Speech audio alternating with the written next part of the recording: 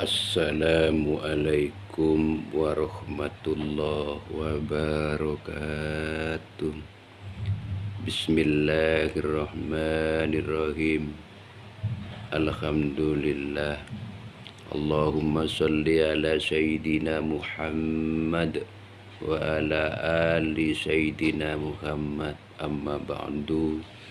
Qala Allah Ta'ala fi kitabihil karim. Bismillahirrahmanirrahim.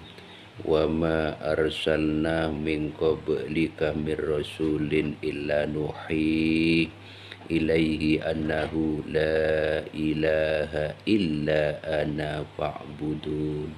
Al-Imran 31. Wa qala aidan fi ayatil ukhrah Al-Maryam 36. Wa innallaha rabbi wa rabbukum fa'buduhu hadza syiratum mustaqim. Shadaqallahul azim. Para saudara-saudari non jauh di sana yang Allah cintai, ingat kalimatnya, baik orang Kristen, baik orang Hindu, baik Kristen Katolik, baik orang Kejawen, baik orang Kebatinan, apalagi kita sebagai orang Islam. Kenapa kita bicara Allah cintai? Karena di dalam cinta itu ada rasa. Terus kita tanya, apa rasa itu Pak Ustadz? Rasa itu Rasul. Rasul itu utusan Allah. Tanpa diutus Allah Subhanahu wa Ta'ala, kita tidak akan sampai di sini di Padepokan Putra Linglung yang jauh di atas gunung sana, Gunung Bromo. Kita tidak akan bisa bekerja, duduk kemana saja aktivitas tanpa diutus Allah. Berarti Allah dekat kepada kita. Sehingga saya tanya, Pak Ustadz, siapa Rasul itu? Kita jawab, Rasul itu wujudnya makhluk, wujudnya kita, Anda semua, berarti utusan Allah. Dengan datangnya Anda atau kita ke tempat padepokan ini, berarti panjenengan diutus Allah. Jangan rebutan nama. Orang Kristen menyebut nama Allah, orang Hindu Dharma atau Sang Yang Wiji, orang Islam menyebut Allah, orang Kasunyatan menyebut Gusti, orang Jawa menyebut Pangeran. Terus aku tanya, Pak Ustadz, kalau gitu siapakah Allah itu? Kita jawab, santai aja bro. Allah itu disebutkan dalam surat Maryam, wa innallaha rabbi wa rabbukum hadza syiratul mustaqim. Sesungguhnya hidup itu Tuhanku dan Tuhanmu. Hidup itu Tuhannya orang Kristen, juga Tuhannya orang Islam, Tuhannya orang Buddha, Tuhannya orang Kasunyatan. Orang Islam menyebut Allah. Apalah arti sebutan jika tidak paham, jika tidak mengerti, tinggal nama. Oleh sebab itu orang syariat sebatas mengenal nama, tidak menyembah yang punya nama. Oleh karena itu dalam surat Maryam ditegaskan, wa innallaha, dan sesungguhnya hidup itu Rabbi, pilihanku, bukan Allah, wa rabbikum, dan pilihan kita semua. Fa'buduhu, maka menyembahlah. Ini urusan, kalau menyembah urusan roh. Jadi syariat mengatur jasad, di situ hakikat mengatur roh. Jadi orang syariat cuman melihat kulitnya, melihat lahirianya, tapi orang hakikat tidak melihat lahirianya, tapi melihat batinianya atau ruhnya. Oleh karena itu ruh dituntut oleh Allah Subhanahu wa taala untuk mengabdi menyembah kepada Allah Subhanahu wa taala, yang mana difirmankan oleh Allah Subhanahu wa taala, wa ma khalaqtul jinna wal insa illa liya'budun. Aku ciptakan jin dan manusia hanya untuk menyembah kepada Allah. Ada menyembah pandangan syariat. Di situ setiap hari menjalankan 5 waktu. Itu aturan syariat untuk kebutuhan jasad. Jasad itu yang tidak ditanyakan oleh Allah, cuman ruhnya nanti yang dipertanggungjawabkan di hadapan Allah. Baginda Rasulullah Shallallahu Alaihi Wasallam mengajarkan syariat juga hakikat. Wa innallaha rabbi wa rabbukum fa'budu. Ruhnya disuruh menghadap kepada Allah, menyembah kepada Allah. Hada siratul mustaqim, yaitu jalan yang benar yang diajarkan oleh baginda Rasulullah Sallallahu Alaihi Wasallam, yakni dinut tauhid atau dinul haq, yaitu agama tauhid. Oleh sebab itu dalam Al-Quran juga ditegaskan bahwa baginda Rasulullah Shallallahu Alaihi Wasallam mengajarkan ilmu tauhid.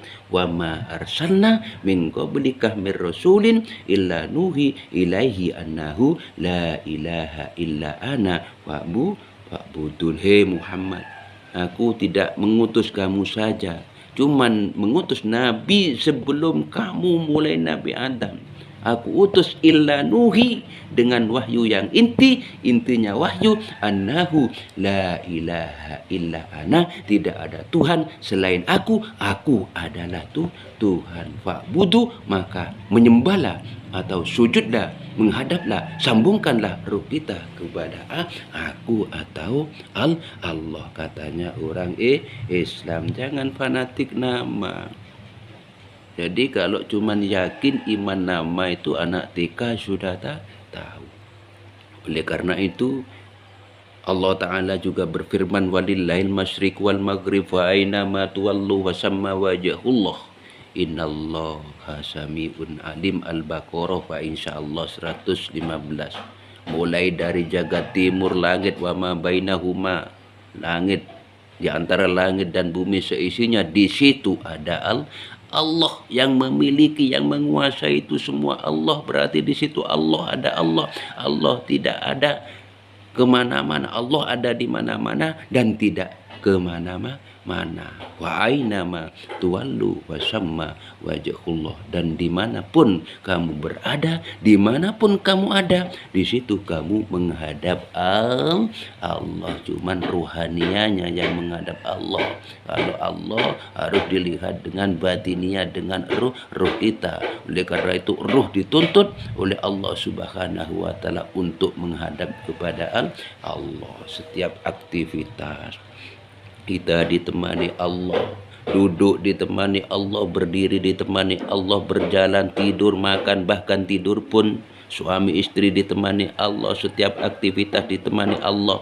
Begitu cintanya Allah kepada kita, betapa sayangnya Allah kepada kita. Kenapa kita yang mengakhiri atau yang mengingkari? Itukah yang namanya cinta? Itu namanya pendusta.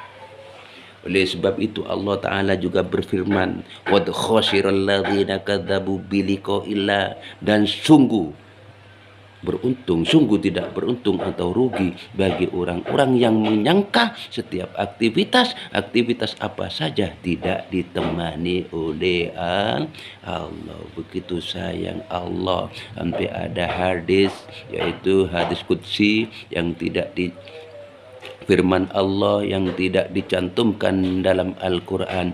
Jangan engkau pernah mendustai aku, dan jangan engkau pernah membohongi aku. Secinta-cintanya engkau masih cinta aku. Satu hadis. Satu lagi, jangan engkau pernah benci kepadaku. Katanya Allah, sebenci-benci kamu, aku masih menyayangi dan merindukanmu. Begitu indah. Begitu indahnya sayangnya Allah kepada kita, tapi Kenapa kita setiap hari tidak selalu ingat kepada Allah, tidak sambung kepada Allah? Kenapa kita ingkar kepada Allah Subhanahu wa taala, sehingga dalam surat Al-Luqman berwasiat kepada anaknya, ya bunayya wala tusyrik billahi syai'a, jangan engkau pernah menyelingkuhi Allah dengan sesuatu. Allah kalau diselingkuhi itu marah, Bu, apalagi sampean. Contohnya kita menyelingkuhi Allah Subhanahu wa taala, kita ibadah, puasa, haji, zakat, berharap selain daripada Allah, berharap surga, takut surga, tidak masuk surga, takut neraka, itu namanya cinta palsu. Jangan berharap selain daripada Allah. Karena apa? Orang tauhid perjalanan suci hanya ruh kita bertemu kepada Allah. Oleh sebab itu, marilah kita semua tambahkan rasa iman kepada Allah Subhanahu wa taala haqqa tuqatih, dengan sebenar-benarnya iman kepada Allah. Wala tamutunna illa wa antum muslimun, jangan berhenti mencari dinul haq atau agama tauhid sampai kita sempurna makrifat kepada Allah. Itu maksudnya. Alhamdulillah. Oleh sebab itu Allah Subhanahu wa taala juga berfirman, qul in kuntum tuhibbunallah wattabi'uni yuhibbukumullah wa yaghfir lakum dzunubakum wallahu ghafurur rahim. Qul in kuntum, jika ingin kamu cintanya aku terima, katanya Allah, wattabi'uni, maka ikuti baginda Rasulullah sallallahu alaihi wasallam, diikuti yaitu yang ada di dinul haq atau dinul tauhid atau ilmu hakikat. Karena Nabi kalau sholat aktivitas hakikatnya di syariatnya dihakikatkan menuju makrifat kepada Allah. Jika syariat sampai mati pun kita tidak akan tahu Allah jika tidak dihakikatkan menuju makrifat. Ngikuti bagaimana? Yaitu yang ada di dinul tauhid atau dinul haq. Oleh sebab itu marilah kita cari guru akhirat. Guru akhirat itulah yang bisa mendidik ruh kita usul kepada Allah, dan yang bisa menyelamatkan kita nanti di hadapan Allah Subhanahu wa taala. Karena ruhlah yang dituntut untuk menghadap Allah. Tanpa guru hakikat kita tidak akan tahu ilmunya. Alhamdulillah. Jika engkau dicintai Allah, jika engkau disayang Allah, janji Allah, fayaghfir lakum dunubakum wallahu ghafurur rahim, dosa kita akan dimaafkan oleh Allah Subhanahu wa taala. Amin ya rabbal alamin. Alhamdulillah. Mudah-mudahan kita selalu diberi keyakinan, keimanan yang hakul iman, haqqoh tuqatihi, benar-benar takwa kepada Allah Subhanahu wa taala. Sebab itu ittaqullah haqqa tuqatihi wala tamutunna illa wa antum muslimun. Dan ingat, Allah Subhanahu wa taala al-insan menjadikan manusia dari unsur dua, unsur jasmania, unsur jasad, dan unsur rohania. Dan rohania melahirkan sifat basaria dan sifat basiro. Sifat basiro melahirkan nafsu yang namanya nafsu nafsiyah dan nafsu amarah. Nafsu nafsiyah itu nafsunya hewan, ulaika kal'am bal huwa adol, yaitu seperti sifat-sifatnya hewan, malah lebih daripada sifatnya hewan. Basaria melahirkan sifat amarah. Sifat amarah ini yang mengajak ruh kita lupa kepada Allah Subhanahu wa taala, mengingkari perjanjian kepada Allah Subhanahu wa taala, yang mana disebutkan inna nafsala ammaratu bisu illa ma rahima rabbi, yaitu kecuali nafsu yang diridhoi oleh Allah, yang disayangi oleh Allah. Gimana nafsu yang disayangi oleh Allah? Kita mencari dunia, keras mencari dunia, Berarti di situ sampean kerja cuma niatnya untuk mendekat kepada Allah Subhanahu wa taala, untuk ibadah, jalan pendekatan ruh kepada Allah.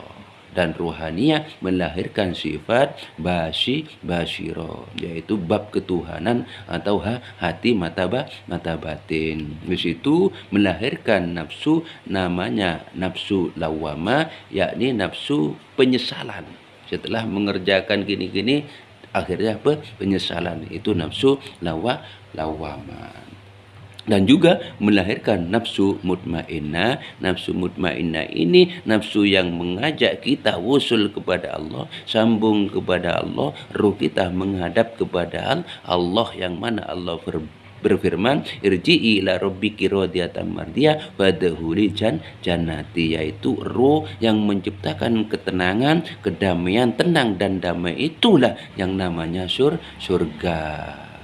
Tidak sampai nunggu besok. Jadi surga yaitu sudah ada di alam dunia ini bagi orang yang tahu. Alhamdulillah, mudah-mudahan membawa manfaat kepada kita dan khususnya kepada saudara-saudara semua. Amin ya rabbal alamin. Salam sejahtera bahagia untuk semuanya. Akhirul kalam, wabillahi taufiq wal hidayah wa minkum. Assalamualaikum warahmatullahi wabarakatuh.